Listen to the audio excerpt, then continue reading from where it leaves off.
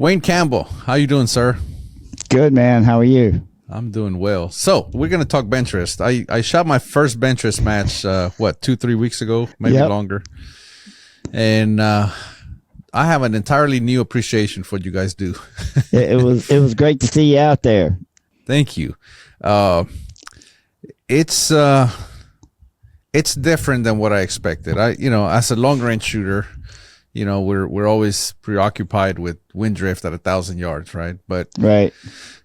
The misconception is that at 100 yards the bullet doesn't move, right? I mean, how much could it move? That's a major misconception. Major. I found out that it can move a lot. Especially when you get excited. My last group on the light varmint at 100 yards, I had literally had a zero group going. Like I had the hole just kept getting slightly darker every time I shot.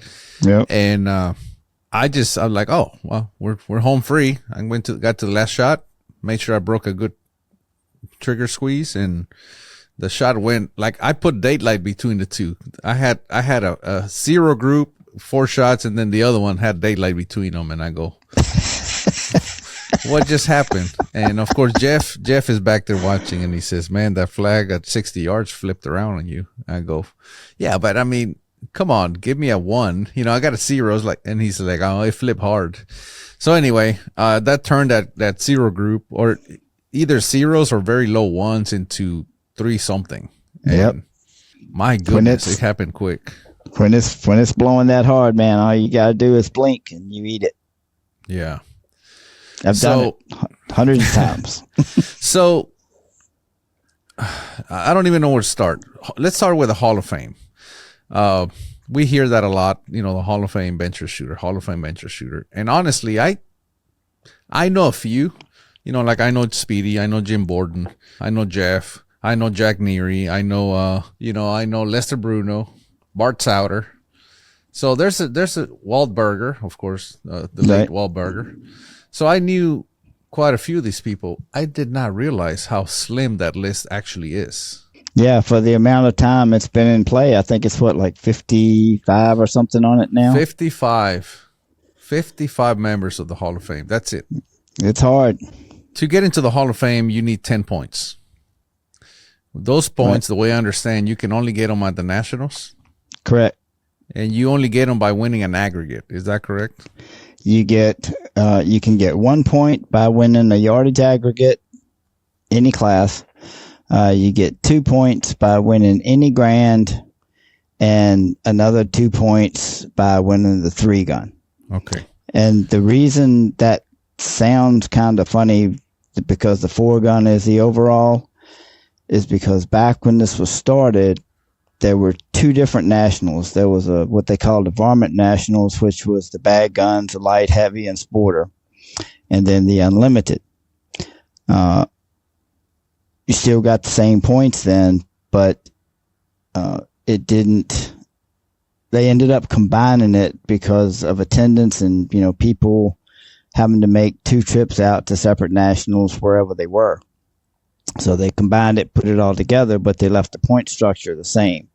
So the 2 points is for the 3-gun is awarded as original, and then the 4-gun is just you win. Well, if you win the 4-gun, if you win the 4-gun, more than likely you won a few of the others. Right. Yeah. So the maximum points you can get at the Nationals is 1, 2, 3, 5? 18. Oh, because there's different. Right. Four classes, 4 points per class, plus 2 for the 3-gun. So I could just go to one Nationals and get into the Hall of Fame. If you do really well. In fact, Tony Boyer has gotten enough in one match, I think, 3 times in his career. Wow. But that's why he's sitting up at the top with 170. So let's discuss that. It takes 10 points to get in. From what I understand, a lot of shooters, it takes them a decade or longer to get into the Hall of Fame. Oh, yeah. And that's 10 points. Tony Boyer has 176 points. That's right. Now, there's another person has a ridiculous amount of points that's right behind Tony Boyer. that has 67, and that is you.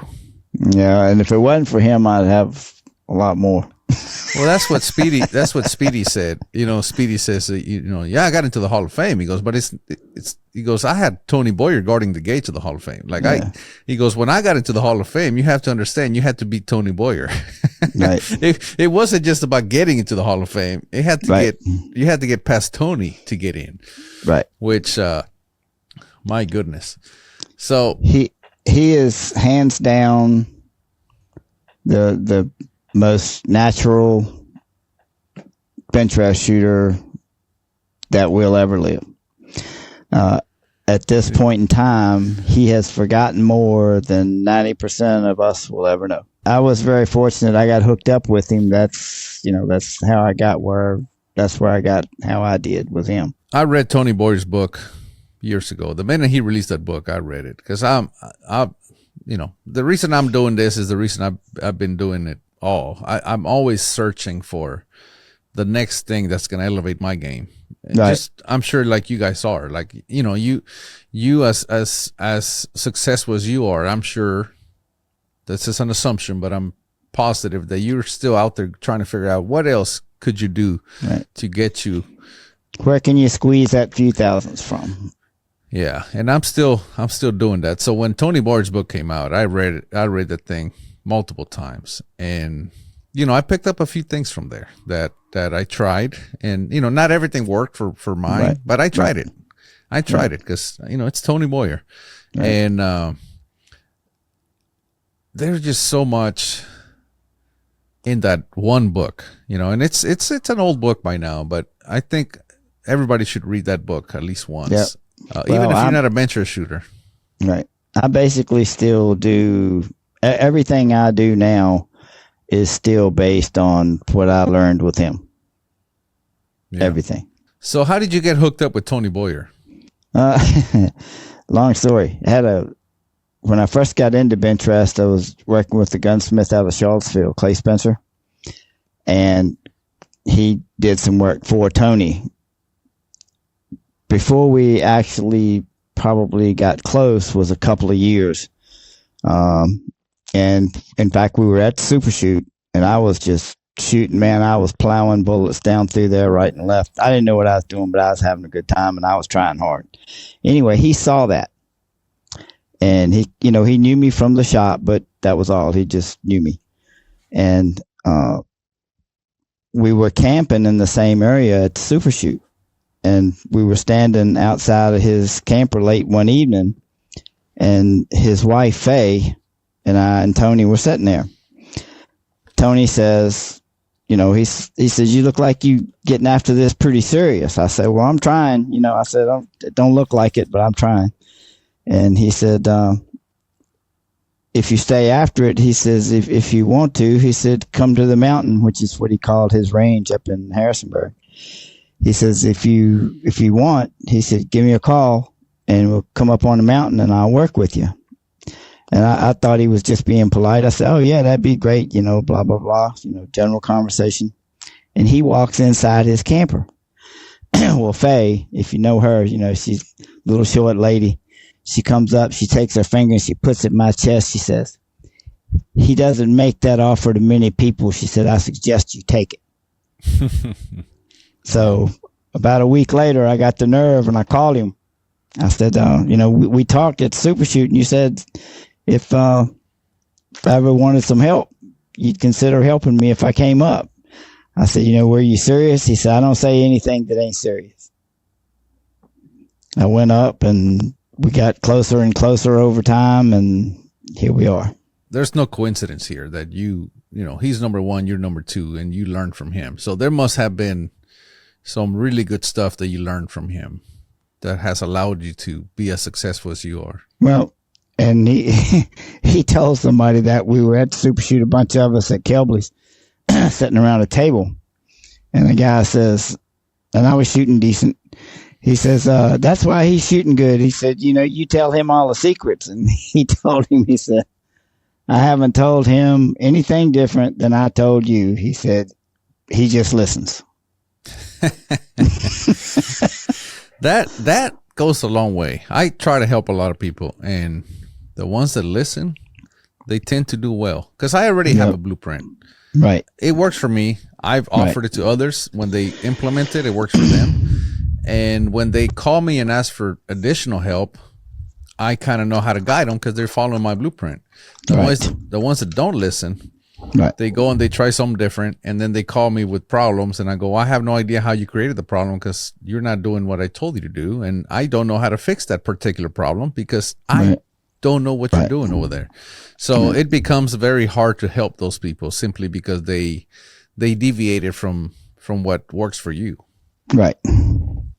And I've actually had people call and ask me a question, and I answer it, and they say, well, that won't work. I'm like, oh, God, I'm glad you called. I'm so glad I found out.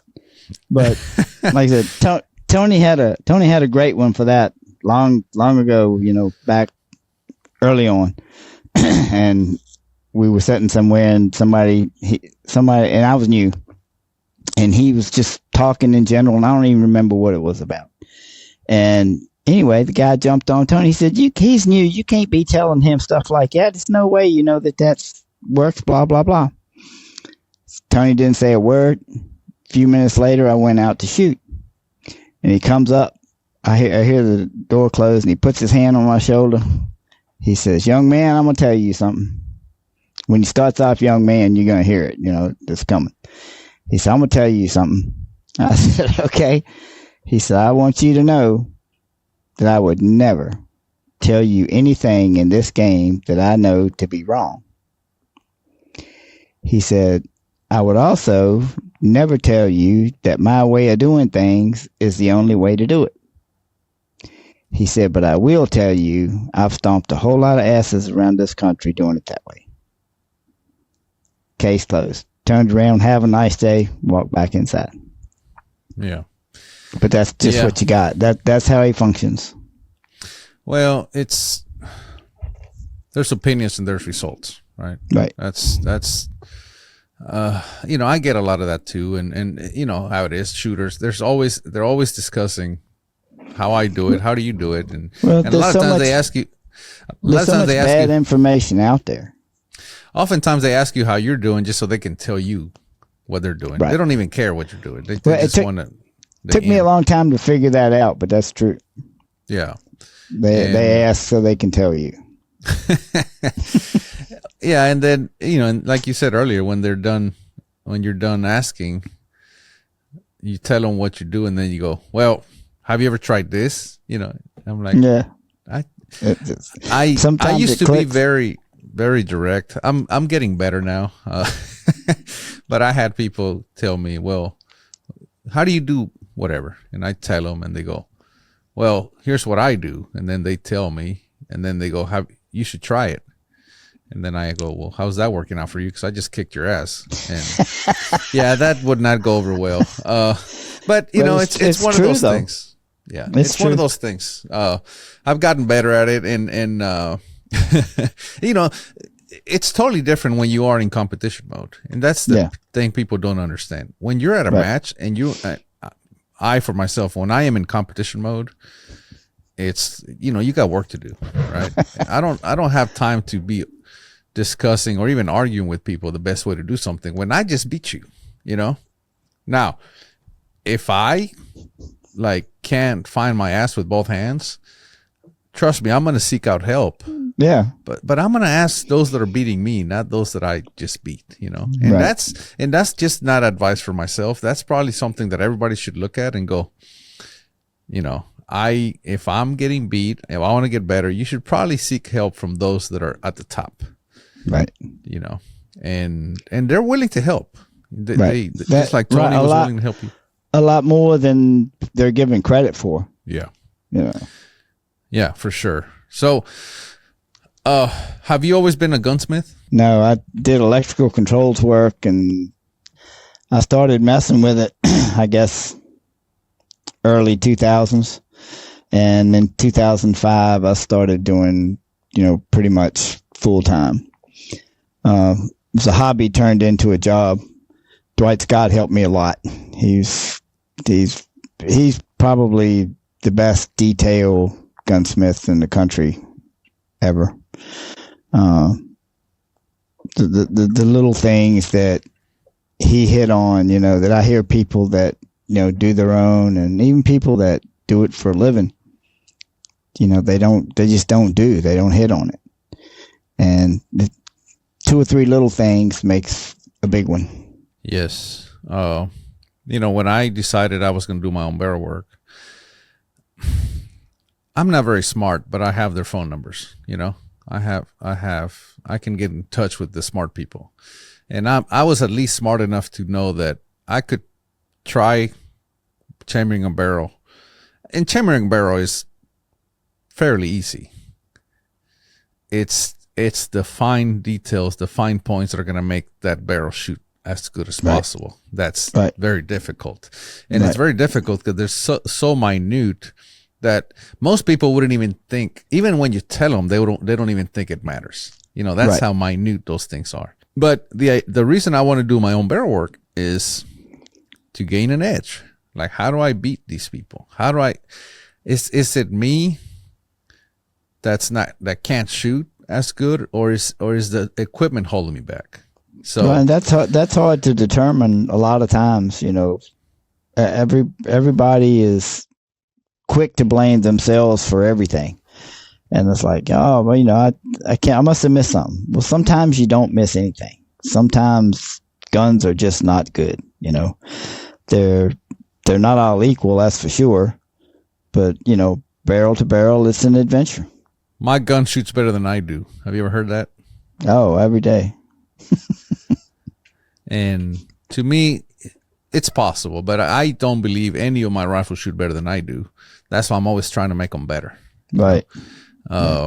And I believe that has really given me an edge over the competition, because even if I have a really good rifle, like I'm talking like top shelf, I'm still tweaking it. I'm still trying to figure, maybe the next barrel I'm trying something different. Because guess what? I already have a place that I can go back to. Like I have, okay, that works really good. Let me try something else.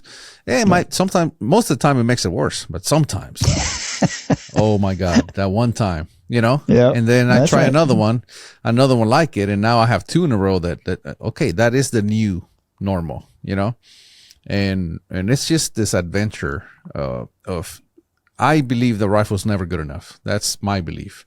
Right. And that's why I believe I'm not a wizard at reading the wind or anything. I mean, I learned, I do pretty okay, but the rifle does most of the work. I want the rifle to do most of the work for me. Like, well, if you get them right, it's amazing what they'll do. Yeah. If you, and I'm sure you saw that with, shooting Jeff's up there. That was a good gun, and good guns are a must, and the nastier it is, the better guns always show up. Yeah, no, that gun, again, that's the first Benchrest rifle I've ever shot, but that thing just, in practice day when it was calm, I shot 2 groups into zeros. Like, I just showed up, and he's like, just aim center, and I just shot, and it was a 0.63, and the other one was, we didn't measure because we left the target up there, but it looked just as small. And I'm like, and I'm thinking, this is so easy. Yeah, why do these guys struggle? Yeah, and then the next day it started raining, and the wind picked up, and the wind, it was all different. But 10 miles an hour is a great equalizer. Yeah, for sure. But so when I decided I was going to do my own barrel work, I was like, well, I need to find someone to teach me how to do this. Well, I had met Speedy shooting F-class because he would come down to Raton and shoot with us when he lived in Trinidad. So I called him up and I said, hey, I want to do my own barrel work. Would you teach me? He's like, sure. We came up with a date, and I came up there, did a one-on-one for like 3 or 4 days with him. And by then I had already bought a lathe. I knew how to use the lathe, but I was like, I knew how to thread. I had already practiced ID threading, OD threading, boring, everything. But I'm like, I'm not going to chamber a barrel until I learn from somebody. And, that was the best gunsmith I knew. So I called him up, and sure enough, I went up there. And to this day, like you can get a fairly new shooter. They'll show up, and if it's a calm day, they'll put up an amazing score. And you're scratching your head going, how did this brand new shooter do that? Well, you find out he's got a Speedy rifle, you know? Yeah. And it's like, and all of a sudden, it just makes sense. Oh, well, he's got a Speedy rifle. But yet, people just can't get into their head how much work a rifle will do for you. Right. Well, ignition's everything. And, you know, if you don't have the ignition right, and it's not right in a lot of them, without some help, it just doesn't work out. Yeah. We just recently released bolt shrouds with the kind of all the, we call it the Speedy fixes, you know. So I learned ignition so when I got to Speedies, you know, I brought my rifles. I had brand new custom actions and brand new rifles and barrels and all that stuff. And I said, all right, this is what I want to do. So anyway, I got to Speedies, and I had my barrels, I had my actions. Really proud of my brand new custom actions. And I said, you know, these are the rifles I want to chamber barrels for. And the first thing he does, he grabs the bolt, and he grabs the shroud, and he goes like this. And that thing's moving. You know, he's trying to shear it, and that thing's moving. Like he's literally moving it like this. And he goes, what do you think about that? I go, about what? He goes, just grab it. So I grab it, and it moves, you know, and I go, well, is it not supposed to move? He goes, well, what do you think? I go, well, I don't know. That's the thing. And he says, don't worry. I'll show you how to fix that. We'll fix that before you leave. And I go, what do you mean fix? I said, these are brand new custom actions. And he goes, okay, then we'll leave them alone. I said, no. All right, fine. Whatever you want to do, we'll do. Help yourself. And he says, that's the first thing we need to do. He goes, if we do nothing else, that'll make your rifle shoot better. That was lesson number one. I wasn't even there for that. But Speedy says, I don't ever chamber a barrel for a rifle where the ignition is not right, because then it makes my barrels look like crap. It does. And so we worked on that, and I learned that from him over a decade ago. And immediately, you know, it may have been a combination. My first barrels that I chambered for myself were hammers, because I did exactly like he taught me. We had already done the ignition work. I mean, these were like different rifles. Yep. You know, and now over a decade later, we got together. Now we just released bolt shrouds for Remington 700s. To have all the fixes, you know, you know, all the things that you would do, you know, when you get a rifle and you go in and fix the shroud. Except these are actually, I'm going to say better, because the boss is already enlarged, which is something that you can't do to actions, and they have all that stuff, clearance and all that stuff. But I think that's really going to help a lot of, you know, we released the Remington 700s, which is probably the most rifle, the most common one out there. But I've done some testing with these things. I mean, I'm sure you have as well. And a good bolt shroud will make that rifle shoot like a whole different rifle. That's right. Anything with interference or dragging is a problem. And I've sat there and I've heard Tony take one and snap it 25 times. And, you know, back then I was just hearing the same thing. All I hear is snap, snap, snap, snap, snap, you know. And all of a sudden he goes, aha, there it is. And then, you know, sometimes he might do it another 20 times. And then there it is. And you pull it apart and you can see where it's dragging. Yeah, when Speedy took mine apart, he shows me the shroud. And he goes, look, and it had drag marks on the inside. He says, you ever get any flyers? I go, well, of course I do. He goes, right there. Yep. And then the spring was all coiled up. You know, like he flipped the bolt upside down, and the spring, like he had to pull the firing pin assembly out of there. Really? He's like, you go, and these are custom actions. These are actions that I'm thinking are supposed to be ready to go, right? I see them every day. Anyway, so and because of that, I started checking all my I don't think I've told this story to anyone, so this is you heard it here. Okay. So I get home, right, and of course, this new knowledge that I have. What do you think? The first thing I do, I start going through every action that I own, and they're all have some kind of issue. I'm start working on everything. Well, I had a hunting rifle that had a Borden action, and the first thing I do is, number one, everything looks good. The shroud is different. Like the threads are different. Everything's different. The boss is longer. The clearance between them is better. And I'm like, okay, this is good. And I had bought that action from a friend before, So I reach out to this Borden guy because I look on his website. I find out he does, because now I'm going to go to this guy. Like, this is the new actions that I'm getting, Well, he doesn't make a F-class action. He just makes like Remington clones, Remington footprints. So I start bugging him. Like, you got to make an F-class action. Like, I would immediately start using your stuff just based on what I know now, And it took me until, this was back like in 2012. So it took me a good 3 years or so before he rolled out his first BRM XD. So he just took his BRM action and added extra diameter, and that became the first F open action. And right. So I got serial number 1 and 2, and those are the ones that I'm still shooting to this day. I mean, really? those actions have won me so much. And how long ago was that? 2015 or so. 2015.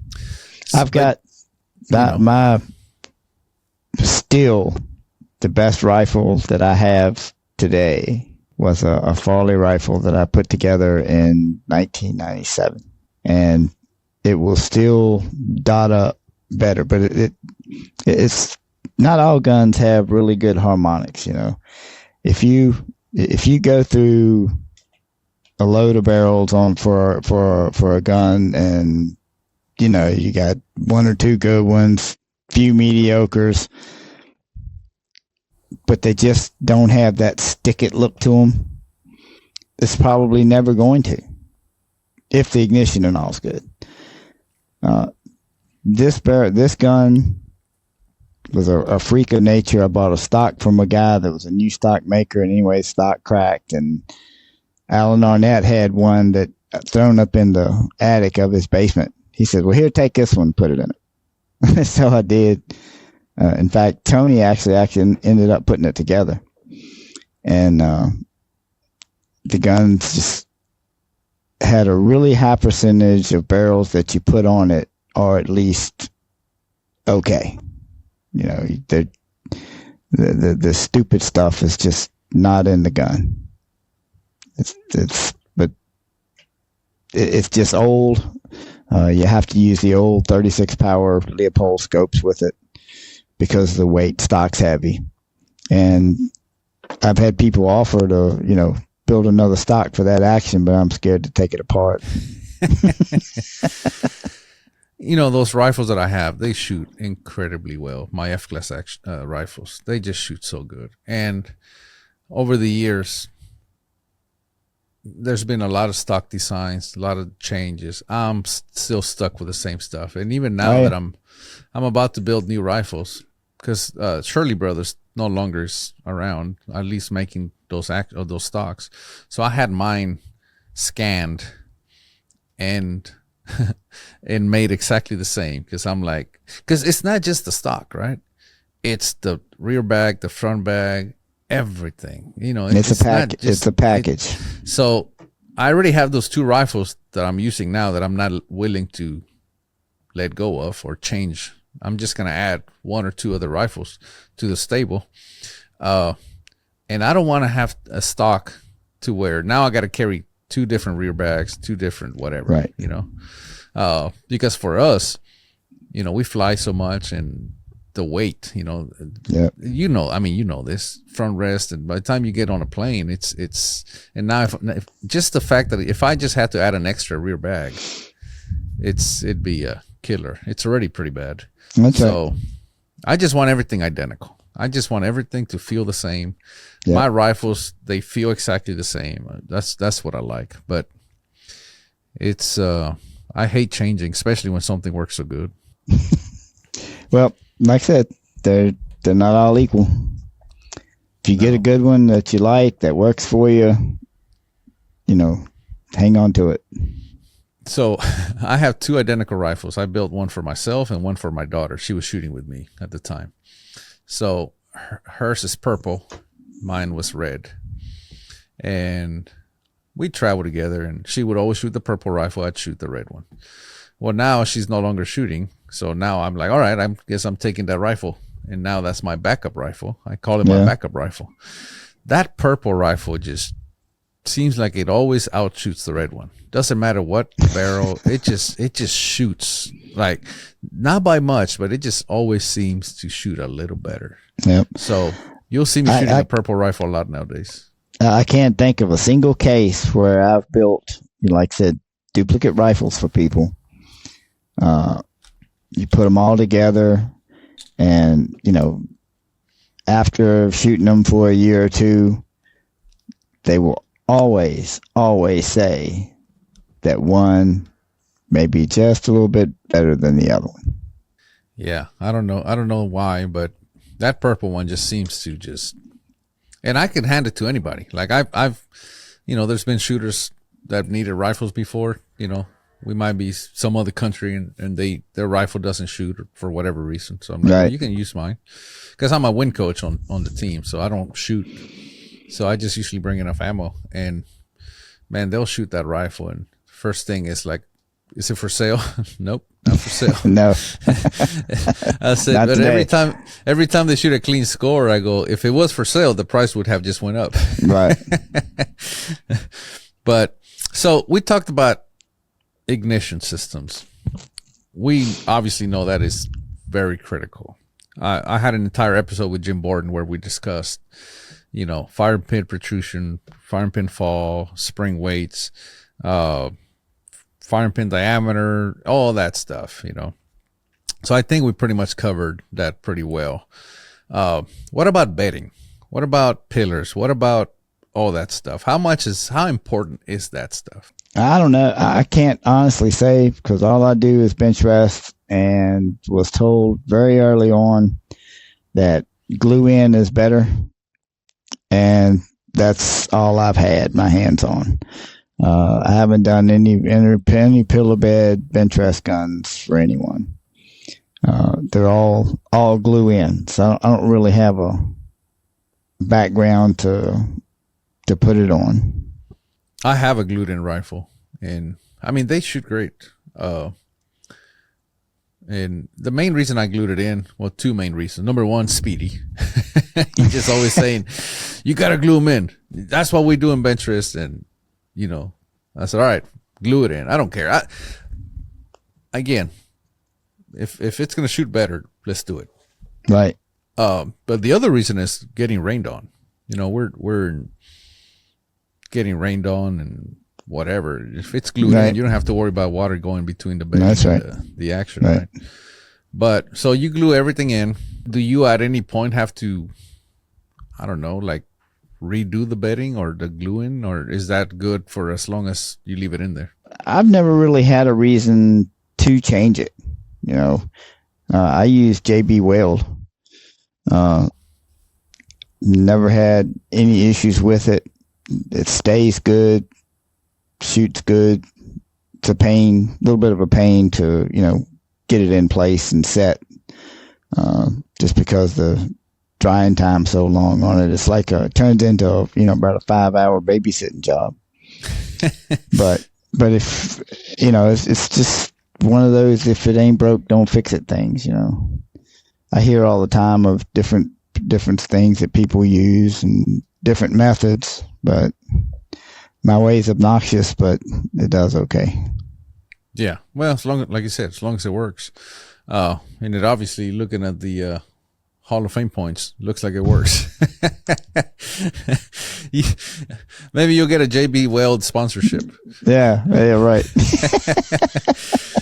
What about all right, bedding?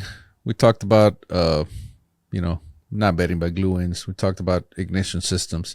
What about barrels? How important? Very. I think if anything, if barrels have changed over the years, it's because of the steel quality. I don't think the steel quality is not what it used to be. It doesn't have all the minerals and raw minerals and ores and all in it that it had. It seems harder to find one that lasts good. You know, they're made out of all third, fourth, fifth generation recycled stuff. And I don't know. It's just, and I may be dead wrong about that. You know, we all have opinions. Sometimes they're not correct. But if there was a barrel thing, that would be mine. They just don't. You don't see that many anymore that really have that stick it look to them right out of the gate. If they do, you know, they have to have a couple of 100 rounds on them to get that way. And I'm not the most patient person to sit there and beat on one if it don't look like it wants to play in, you know, short order. On to the next one. And I know I probably do myself injustice with that sometimes. I'm very similar to that, but you know, the most expensive things we shoot is bullets, and I refuse to shoot good bullets out of a bad barrel. And that's right. You know, I mean, if you're gonna spend 500 rounds or 500 rounds, you got to figure a minimum of $1.50 a round. At least I do for the big stuff that we shoot. Yeah. That's $750. That's another barrel. That's, you know, right. You know, I do it myself. That's 2 barrels. You know, right. So that's right. For me, 300 rounds is about 250 rounds is about the cost of a barrel, since I do my own work. So if it ain't shooting, and like you said, it just needs to be as good as the last one or better. Right. If it's worse, I put it off to the side. I'm not gonna throw it away, but I'll put it off to the side, and maybe I just got a brand new fire forming barrel. I don't know. You know, yeah. It's just not gonna play because it costs so much money to go to matches. Right. It's you're really doing yourself a disservice by keeping a like I said, I spent 3 barrels on diesel fuel just going back and forth to St. Louis, you know. The worst barrels are the good barrels, in my opinion. Exactly. Because they are good enough to not be taken off, but yet not great enough to win you any matches. Right. And I hate those barrels. Those barrels I'm always on the lookout for those barrels. I always want to make sure that I don't have a good barrel on my rifle. The crap ones are easy. Pull it off. They jump. I like the ones, if it's going to be a bad one, I want it really bad. Yes. You know, jump out and just never touch 2 bullets, and then I'll dispense with you quick. Rather than the ones that, you know, look like you put it together, one leaks out a little bit. And, oh, yeah, okay, well, I can make something out of this. No, you can't make anything out of anything. It is what it is. Like I said, those are the worst barrels, the good barrels. Right. I like, you know, exceptional barrels and crap barrels are very easy to sort out. It's the good ones that they'll just keep you hunting, but you're never gonna catch one, you know. Right. Anyway, those barrels are very hard for people to throw away. And I say throw away, I mean pull off the gun, because they look so promising one day, and then the next day not so much. And then you start going, well, I pulled that one. You know, if you're pulling shots, let's not even be talking about barrels. You know, you need to work on you. That's but right. Once you get to the level where you need to know whether you just need to be honest and say, well, I may have pulled that one. No, I don't pull shots. You know, like when I sent that one, they were all 4 in the 0 and then the 1 out. They asked me, did you pull it? I said, I don't pull shots. Even if I pull them, in my head, I don't pull shots. So, let's right. let's look at it. What it wasn't me, so maybe it was the load or something. Same thing with Right. barrels. If it spits shots, it wasn't me. Because how come I only spit shots with a one barrel? Right. You don't do things that make barrels spit shots. And people will say, well, that was out there. There's no such thing as this being out there, straight up and down. Yeah. That's never out there. I don't care what it's doing. If the gun's tuned right, it's not going to do that ever. Yeah, so I'm gotten really good at not ignoring anything. It cost me a lot of time and money in the past ignoring that one shot. Yep. Right. Oh man, yeah, it's that one is way out there, but look at this other 9. Or look at this other 19. I think that was just a wild shot, and then you go to the match, and then that wild shot keeps showing up at every freaking match, and now you're 5, 6, 7 points down with a great X count, but you're still 7 points down, and the winner walked away only 2 points down for the week, and you're sitting here, driving home thinking I should have pulled that barrel. Yep. Now the other thing I tell people is get another barrel. You don't have to throw that one out. If you get another barrel and it's doing the exact same thing, then it's somewhere else, Right. Just because you pull a barrel doesn't mean you throw it away. It's just, right. It's fun diagnosing rifles, especially when you don't know what the heck's going on. Right. So barrels, the 3 Bs: brass, barrels, bullets, brass prep. I use all the Pua 220. I think probably 95% of the people that shoot short range group, use Lapua or Lapua, what's the correct way to pronounce it? Yeah, I don't know. But I shoot all 269 neck stuff. Turn them to 11.9 or 12.0. Maybe a little tighter than some run them. I've done it both ways. I've done them real tight, and I've done them real loose.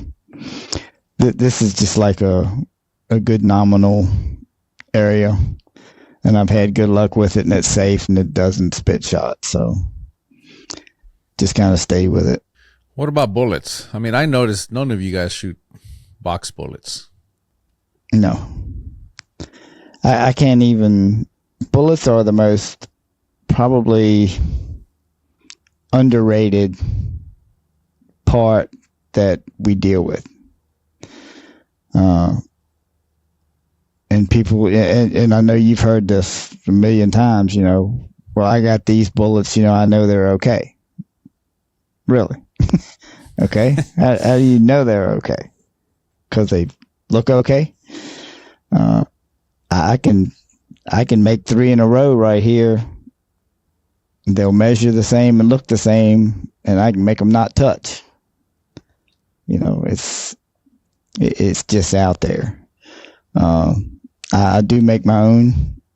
I've had good luck with it. I got a good die. In fact, I got a couple of decent ones, and the process has to be consistent. There's just no free ride. It's all got to be right, or it's wrong. I've heard that multiple times.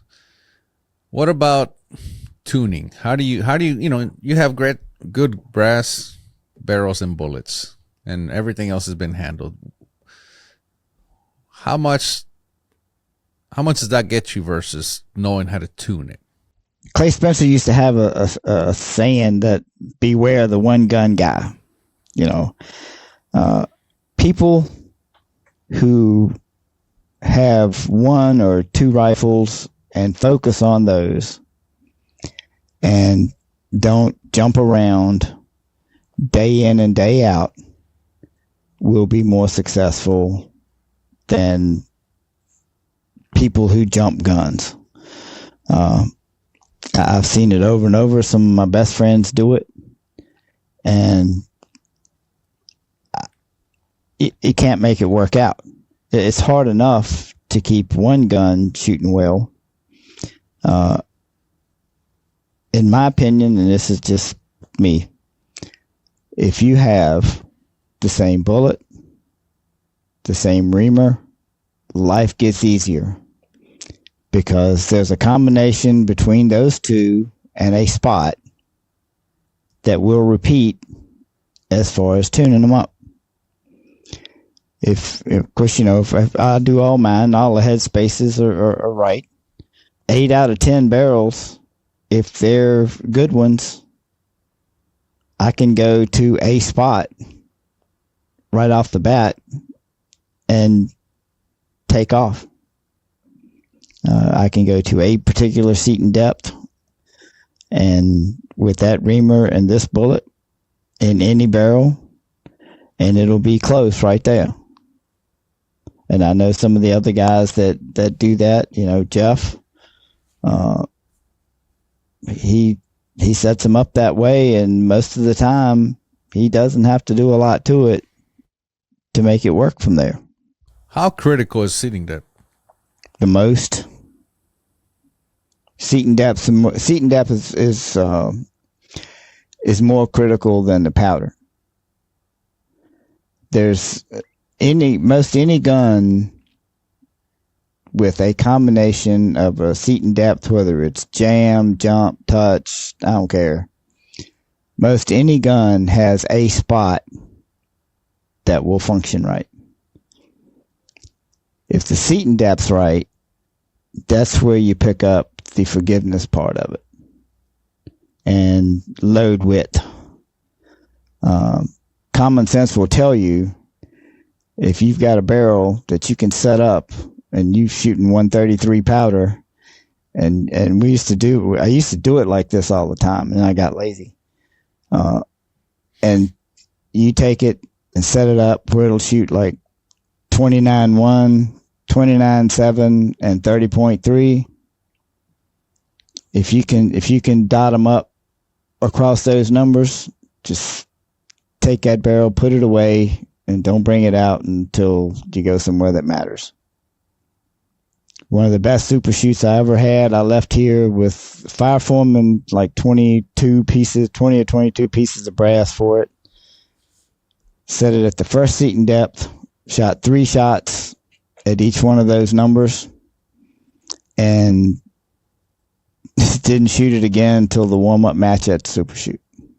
I mean, it just jumps out at you. It tells you, put me in, coach. I'm ready.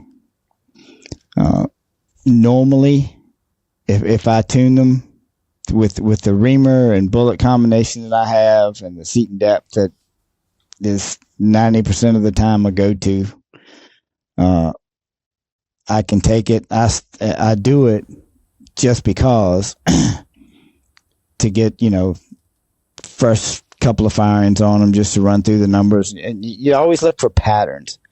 Patterns are where you find forgiveness, not dots. If I can take that thing, and 30 grains for me is never going to be horrible with that, with the setup I have. And I'll take a new barrel. I won't even run different loads through it in the beginning. Just run through the seat and depths. And there's 2 spots at 5 and 11 back from touch. And then the first thing out of everybody's mouth is, well, you're jumping bullets. No, I'm not. The reamer that I have and the bullets that I have, you can go find the stick point on it. Of course, the bullet has to be, good and straight. You have to have a straightener and everything to do it. I can find that point.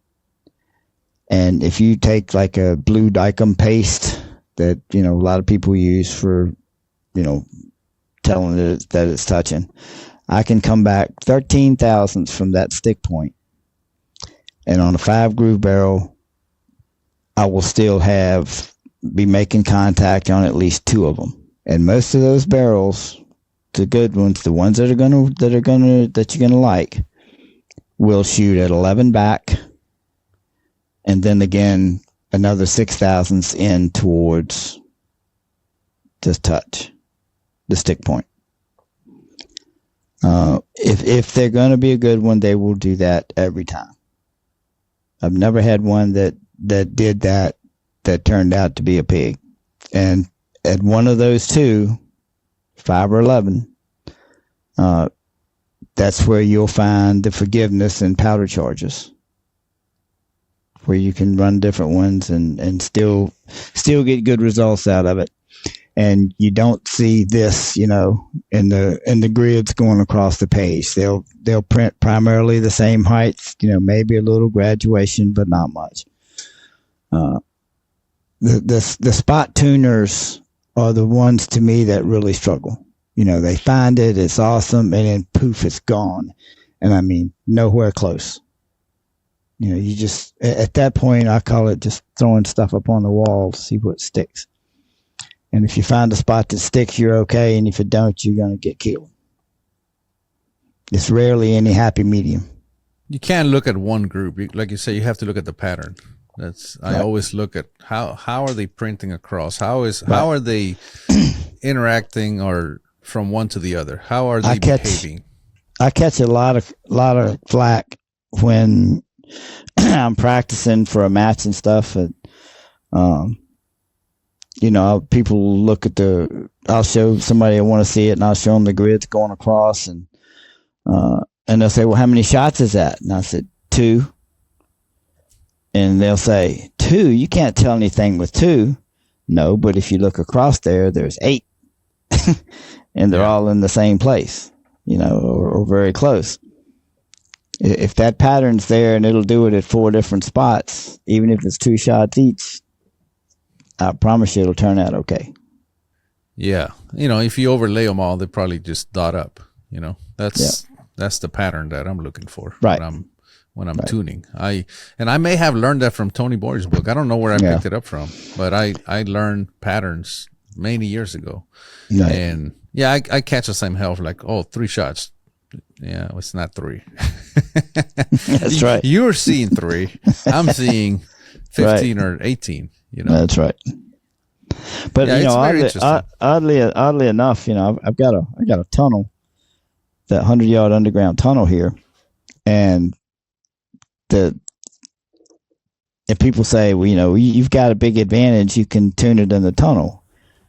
It doesn't, because if you take what's in that tunnel, that shoot 3 shots and the hole doesn't change, when you take it outside, it'll be wind sensitive as crap. It just gets beat up. What do you think that is? I don't know. I'm not sure. I'm not sure if it's just not enough wind on it,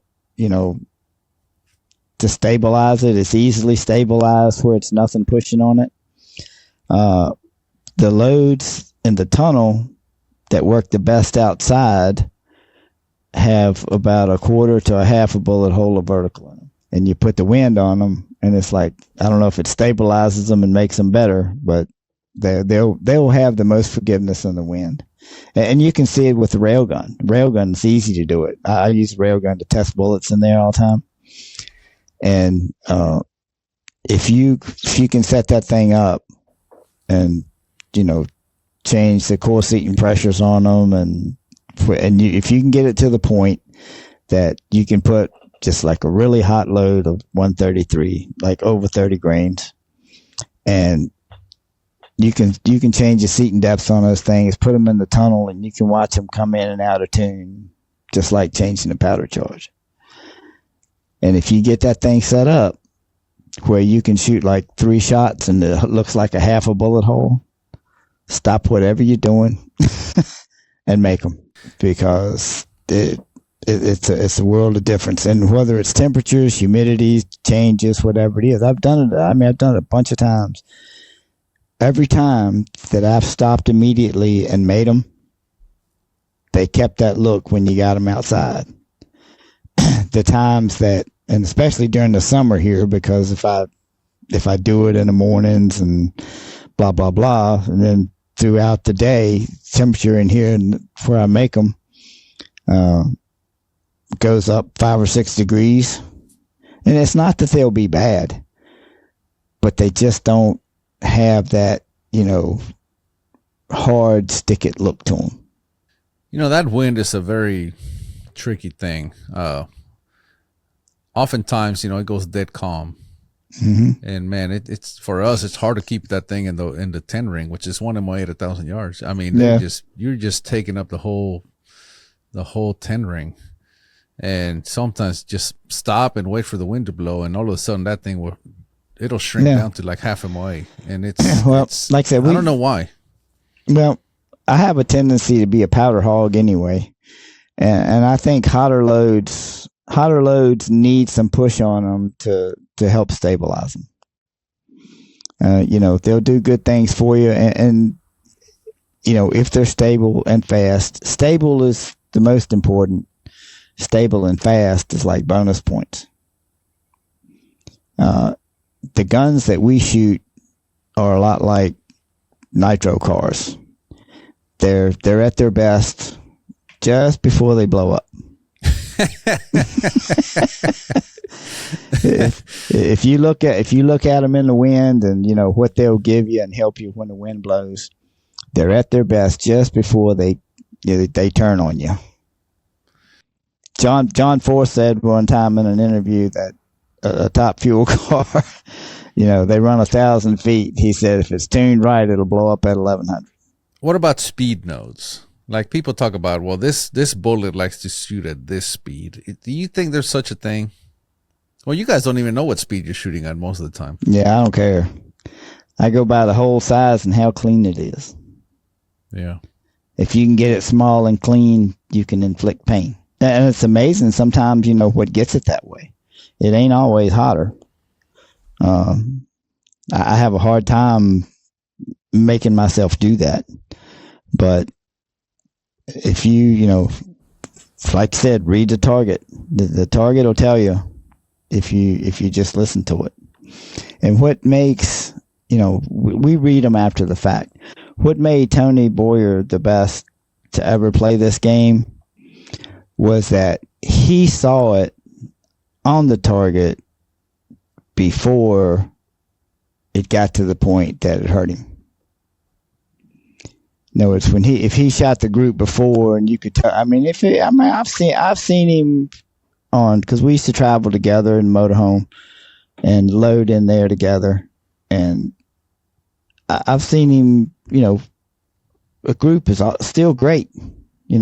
Kill for him, and that damn third shot won't right. That one's supposed to go. That one's supposed to go that far to the left, and twisting on the powder measure. And he goes out the next time, and it's better. We don't make the change until it's too late. And we react. Right. He was proactive. He caught it before it got him. And that's one thing that just, put him up here and us down here. That's I saw that at the hog roast Benchrest shoot. Andy was helping me, and I shot a 158 group, and I'm pumped, I'm excited. And he says, that low shot right there. Said, I think the load's getting too hot. And I go, dude, it's a 158. And he says, listen, you do whatever you want. I'm just kind of offering some free advice here. It's worth what you paid for it. And I go, well, I think I'm just going to leave it. I said, okay. Oh my God. And that was a 158. The next one was like, yeah, talk about blowing up.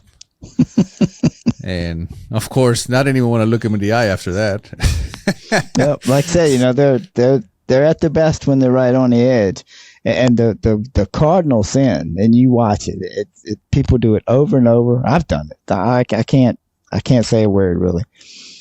If you shoot one and that thing eats up everything under the sun and it comes back, something, I don't care what. If it's an O, it's getting ready to come apart. And you better back off of it at least a little bit. Doesn't have to be much. Few tenths, might keep you in the ballpark. But so many times you talk to somebody or you see somebody at a match and they just drill one, the next group they get drilled. And and it's usually painful. It's not like one just gets a little bit loose. It's you shoot these ag killers, 325s, 350s, 306 that make it hard to recover. Yeah, that's right. Yeah. So then I start going. I see that, and I'm like, oh, okay. So I start going the other way. And it just got better. And then I dropped another 10th the next one. It got better. And Andy said, he said, your fowler shot, that hole was really big. I think you're getting too light. And I'm thinking, well, Andy is a Boyer prodigy also. He cut his teeth when he started shooting at Tony. He lived up there near Tony, probably 5 miles from him. And he shot on Tony's range a lot. They spent a lot of weekends together. And Andy listened. Andy's a good shooter when he plugs in. He can be quite obnoxious. Well, he was off. And I say that affectionately. Yeah. I wanted to earn these groups. Part of me wanted to earn them, right? I didn't want to just be a trigger puller.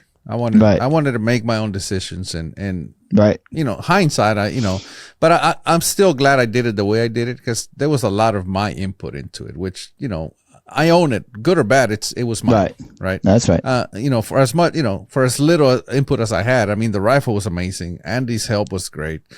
Jeff's help was amazing, but at the same time, it had some of my element in there, which, right. It is the reason I learned, is because I was making the mistakes. Right. That's how you learn. I was gonna say, I don't learn anything from shooting clean scores. I learned when I should send one out there. Especially when Andy had told me kind of the way he was trending. And sure enough, he goes, that hole's looking kind of big. He goes, look at your fowler. It was big. Yeah, I think you're getting too light. And I'm like, man, I just shot another one something. I think a 153 or something. That's wrong. Because people have to realize, when he said that that low shot, a low shot in a 153 group is not very low. It's minutely low. That's it's right. 153 thousandths center to center. This is 100 thousandths below quarter MOA. That's right. So that low shot that he was talking about, it was minutely low. So that's why I was like, it may have been me. I may have rushed. I don't know. And sure enough, so now he's going, well, that hole. Now he's talking about the hole shape. He goes, it's getting a little big. I think you're getting too light now. Right. Of course, I went back with the same charge again, and guess what? Another ag killer. And I'm like, all right, well, I'm seeing a trend here where, kind of like you said, it's when you shoot a good one, whatever you do, don't go out there with the same stuff. It's crazy. But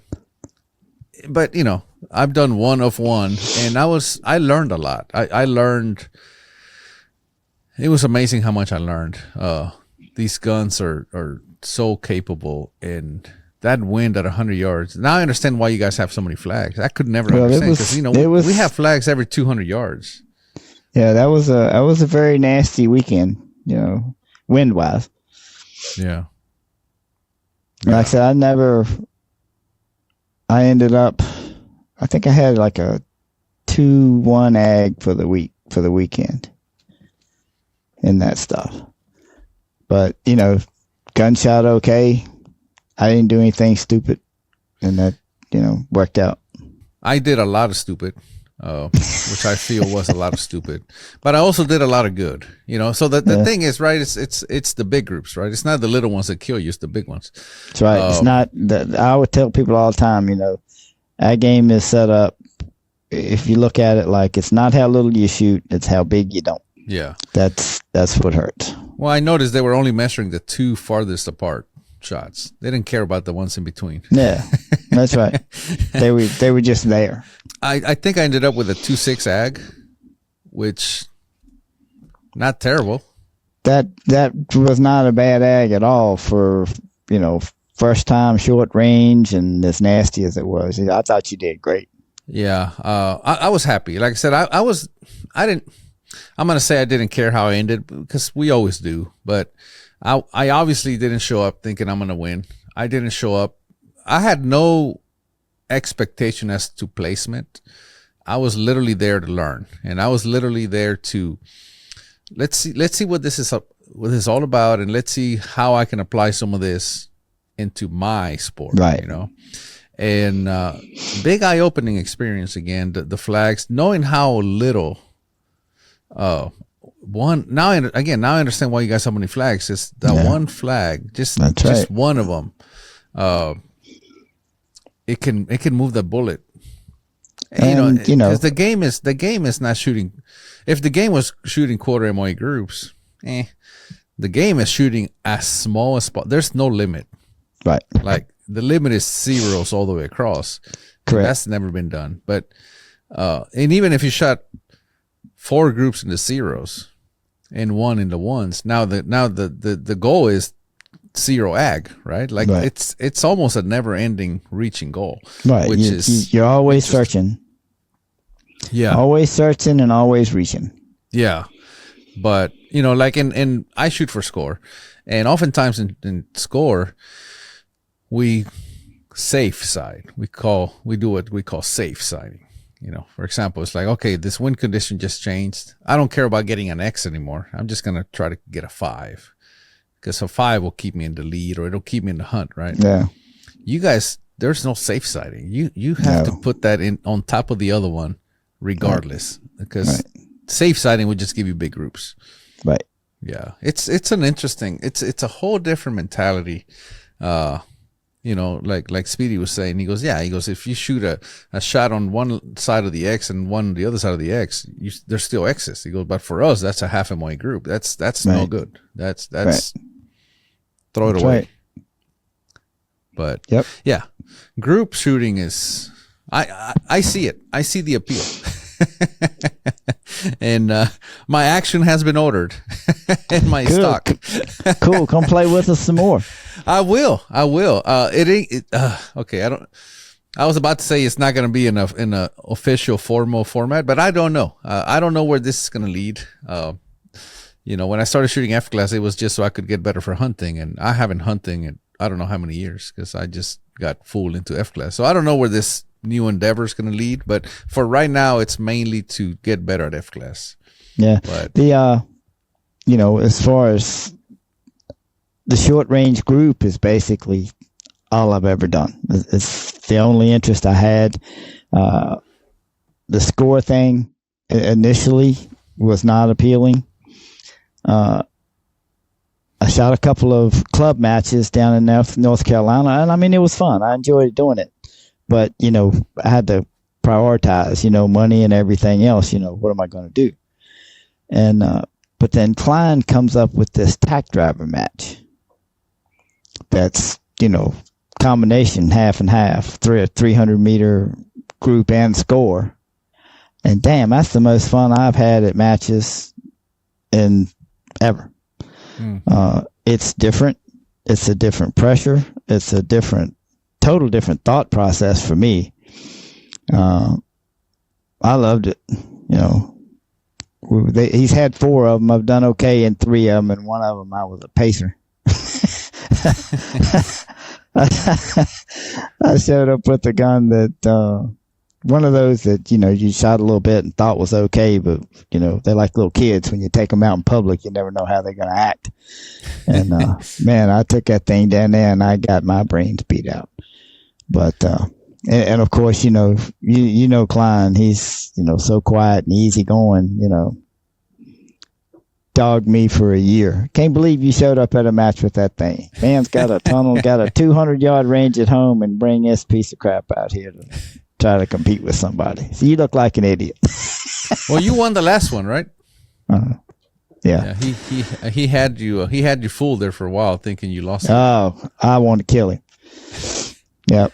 I was hot. I get accused of taking it all too serious anyway, which, maybe I do, but that's the competitiveness in me, I guess. I don't like losing. I don't spend the money and the time and all to go to lose. If I wanted to go just strictly socialize, go to a tennis club or something. That's just not how I do it. Right, wrong, or indifferent. So tell me what happened there. How he pulled the prank on you? Oh, he sat there and I was leading the thing, up through going into the last target, and we kind of knew it, and because there's long enough in between it, you can put it all together, and I had the group thing won, and I dropped 2 points on the last one, and it was a bunch of us really close on the score part of it, and I dropped 2 points, and I told him, I said, "Man," I said, "that probably screwed me." He said, "Well, if you dropped 2, you damn right it did." He just he's relentless, and of course I was hot because this was a big thing on my bucket list. This was a big deal. I took it serious, and I wanted to win.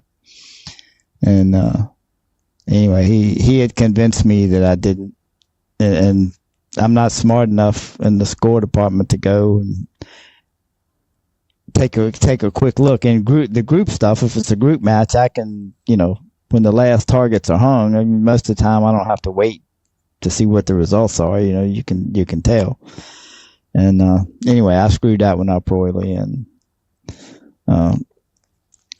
he was in typical Jim fashion, "Oh boy, you trashed this one, blah blah blah," And I thought, he lies all the time. This is the one time he's telling the truth, But he got me. And then, he always does the gag stuff when he's pulling stuff on people for screwing up things, at the beginning of the awards thing. And he calls me up. I'm like, oh God, here we go. I did it, so I'll take my medicine. Go up there, and he goes through the whole thing, how I screwed it up. He says, and he still wins. I mean, my knees buckled. It was embarrassing in a way, but he got me. Yeah, he got me. That's a good way. If the bad news is he got you, the good news is you won. So yeah, that's right. So in the end, it was worth it. But yeah, he's a character. He puts on a good match, and it's the most laid back and enjoyable if you let it be. Food, I mean, just everything is just class act.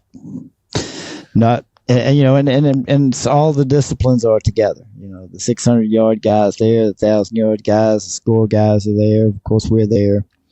So the idea for this match was to settle once and for all who the best shooters are, whether group or score. Right. That was the intent. So far, how is it going? Who's winning? Short range guys are hanging in there pretty good. PPCs have won it. Three of the 4. Bart Sauter won it that year shooting at BRA. And I'll be honest, I didn't know what to expect when he first started having them. The first one, Jeff won, and I think I finished second. I think it was the second one I showed up with the bad gun. And then I finished second to Bart, and then I won this one. So very fortunate. So the group shooters are doing the best so far? Yeah, well, like I said, PPCs have won it 3 out of 4 times. I shouldn't say group shooters, but let's see, Bart does all of it, so hard to classify him. But Jeff was primarily group. I was. Bart does both. So, but if you look at the top 5 has been at least 4 out of 5 PPCs, I think, every year. Well, I guess I'm building a PPC for sure. Yeah, and like I said, I questioned going in, whether we had enough gun or not. Because you go all the way. This one goes all the way out to 300. 300 meters. Yeah. And you guys So- usually just 200 yards is Yeah, where you top Yeah, out we at. do. We do the occasional three. Well, we used to do some 300-yard stuff when we had ranges around that did it. But like Charlotte rifle and pistol, they kind of slacked up. But I used to like shooting 300. A lot of people didn't like it because they felt like they couldn't shoot small. They just want to see small stuff. And, not realizing that if you go out and shoot a 750 at 300, well, that's a quarter inch. Yeah. And that didn't register. They didn't want to see that, want to see this. 200 was my favorite at the hog roast. I don't know if it was simply because it was more like what I'm used to, or simply because I had already gained a bit of experience from the previous day. But it seemed like at 100, if you don't dot them all up, you're falling behind. Right. But at 200, especially with the wind, it took a lot of knowing when to jump in. Right. And even once you're in, knowing to hit the brakes if you had to. And I did that at 200. I would hit the brakes mid-group. And which is what I do in F-class. I jump in and, I put the first two half an inch apart. I'd be like, oh, you better hit the brakes here and try to jump back in now. And now the game became put the next three between those three, between those two shots that are out there, or you're just going to make this thing worse, And it became a very interesting and fun game at that point. Nerve-wracking, obviously, stressful. Whatever you're doing with it, keep it up. You're doing pretty well. No, it's working, but we're trying to get better. That's for sure. Always. Yes, sir. 67 points, Hall of Fame points is unreal. How long have you been doing this? I shot my first match in 95, and I think I got my first Hall of Fame point in 2002, which was about 2 years after I hooked up with Boyer. Yeah, it just immediately started working, huh? Well, I say immediately, 2 years. Yeah, but he was the reason that I didn't get any in 2000 and 2001 also. So it's his fault both ways. Yeah, that's that's very he was a powerhouse, and the amount of points that he has, it's obviously shows. Yeah, but it's it's just amazing. Like I said, we travel together and load together, and all you gotta do is listen. I would shoot one. I don't know. Maybe I need to go down, and he'd just make these stupid little sounds. Now I don't know. That means no. I don't know means wrong. He's very subtle. If you really got stupid, he'd just blurt it out and tell you. But if you were fishing around stupid, he would he'd give you these little looks, and he'd just turn around like, shake his head, never say a word. Yeah, sometimes that's the worst. The worst. And he would come and watch. He was so funny. He'd come and watch you shoot and be in the spot and scope behind you, and if you turn around and look and he's gone, you made an ass of that somewhere.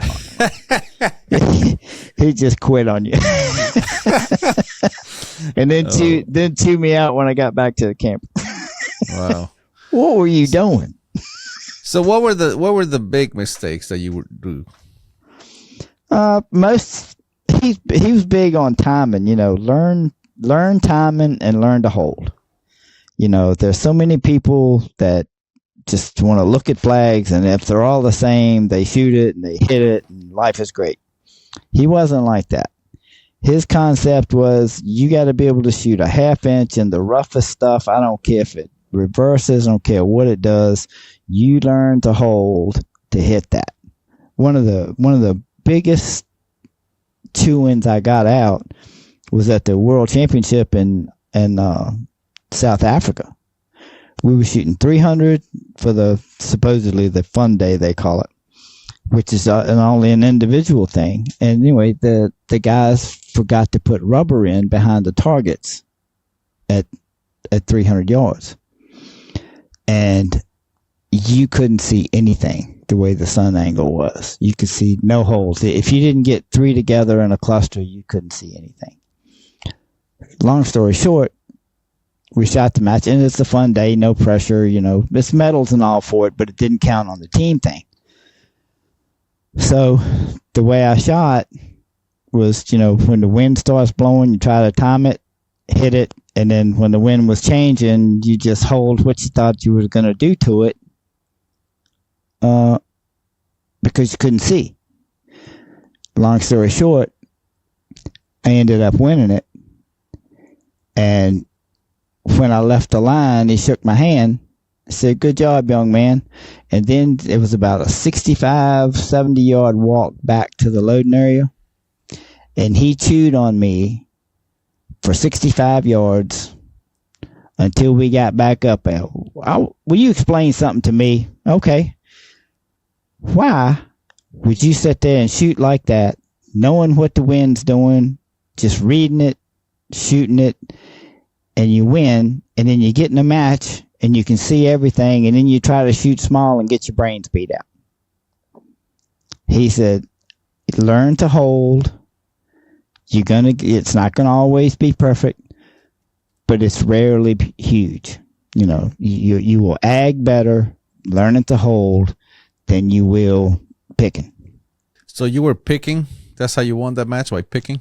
No, I've won the match because I couldn't see a hole, and when the wind changed, I just held for what I thought it was doing, and it worked out, and he was just raising Cain with me because why don't you shoot 200 like that? Why don't you shoot it the same way? When the wind changes, hold what you think it's going to be and go.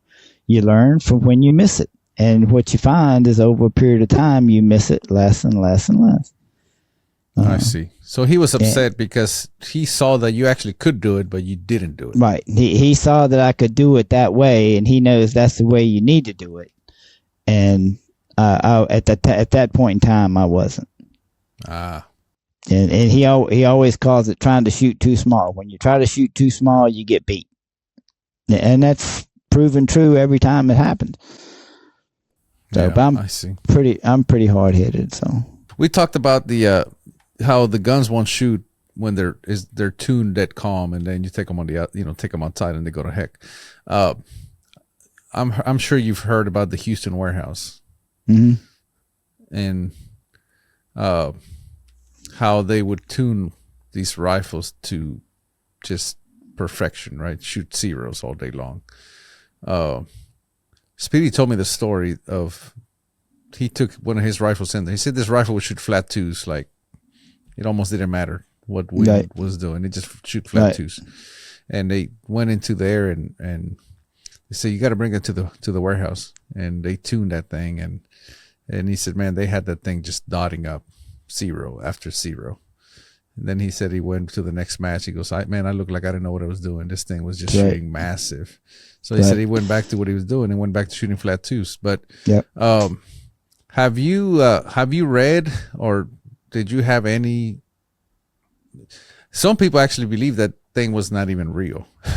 So now we're getting into. Well, I think it was real, but I think it was real because I've kind of done it here.